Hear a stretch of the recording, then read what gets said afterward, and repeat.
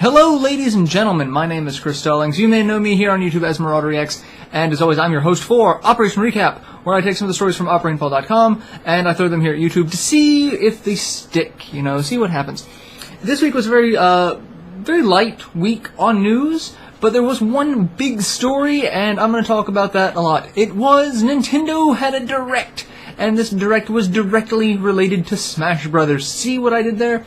Alright, so, Nintendo basically had a half-hour-long promo for what they are going to be doing with Smash Brothers. They didn't give a release date. They gave a release window, which a little disappointing given the fact that it's supposed to be out this year.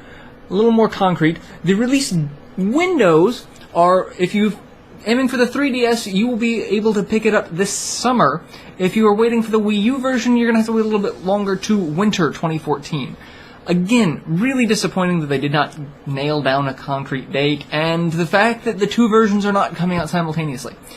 I can see some reasons for not having them come out simultaneously, but if that was the case, I really don't know why the Wii U version wouldn't come out first. I mean, I'm just... my opinion. So, yeah, that's the first bit of news. They also... I'm just going to go through the list. They went through a ton of stuff during this Direct. They talked about the different places that will be available battlegrounds in the game. The 3DS version will have stages unique to the 3DS. The Wii U will have stages unique to the Wii U. The character roster will be the same for both games, but the locations will differ based off of the platform. So for the 3DS, you'll get places like Gerudo Valley, Living Room, Rainbow Road. It was confirmed. For the Wii U, you'll get Mario Galaxy, Pyrosphere, Skyloft, Garden of Hope, etc.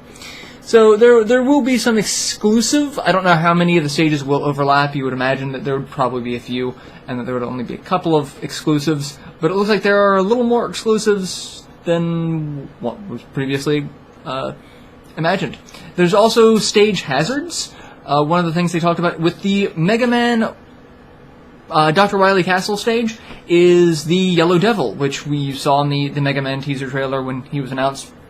Yellow Devil comes blocking in. He is a stage hazard. He will sit there and teleport back and forth across the stage like he did in his signature games.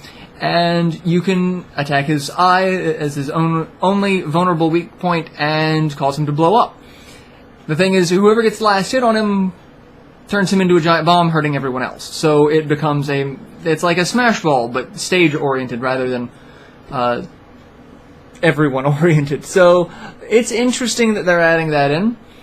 Another thing, I can't not laugh at this. So they have two game modes that they talked about for online play. They have for fun, which you have random stages. You can use any and all items. It's only Smash Battle, so no special battles like Flower Battle, HP Battle, that sort of thing.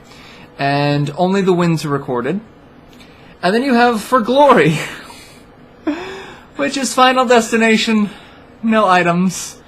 One-on-one battles are possible, and wins and losses are recorded. The only thing missing is Fox. Who honestly sat back and thought that this was the joke, guys. This was the joke. Don't take it literally. Oh. Well, Final Destination, Fox only, no items, is now pretty much an official game mode. Mazel tov. They announced a bunch of new items that will be involved in the game. POW blocks, if you remember the original Mario. Back shield, rocket belt. Fire bar, which looks really nice and entertaining. A lot of returning items, like the bumper, things like that. New assist trophies, including favorites such as Skull Kid, Dark Samus, Pong, which is this one is listed as Color TV Game 15, Pong, and then Elecman. So a lot of new assist trophies are coming in.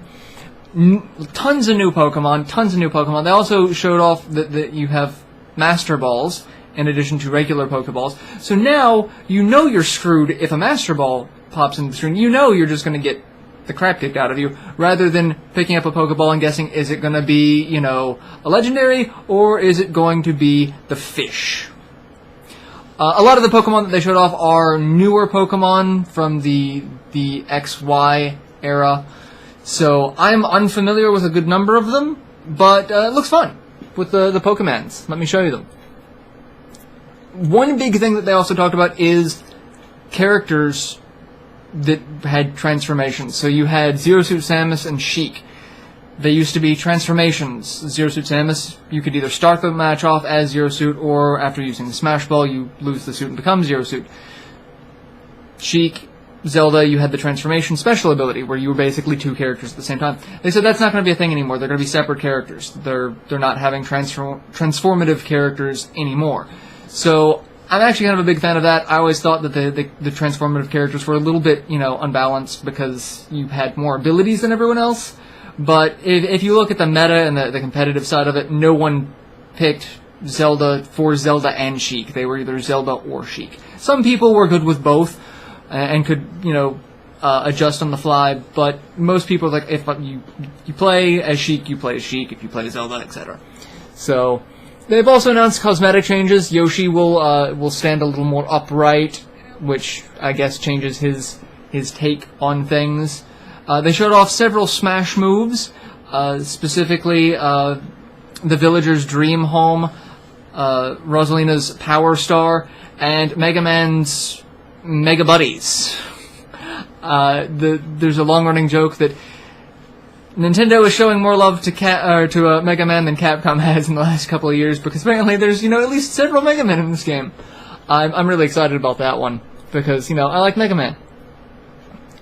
Bunch of new characters were introduced as well. So Charizard is now confirmed as a playable character by himself, no longer a Pokemon trainer where you switch between Charizard, Ivysaur, and the turtle.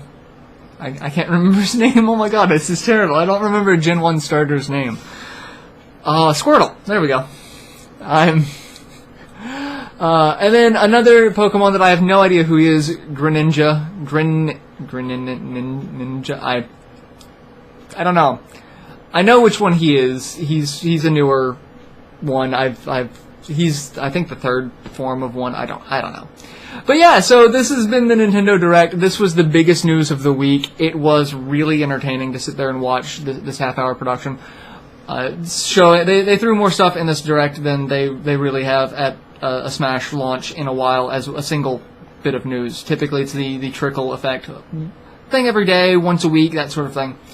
So, let us know what you think about the changes to Smash. I would love to talk about this with everyone, because talking about it with friends and fellow staff members, there were bits and pieces about the Direct that people loved and hated. And for the most part, it was just kind of, a good baseline, but there was like, why did you do this? Why didn't you do that?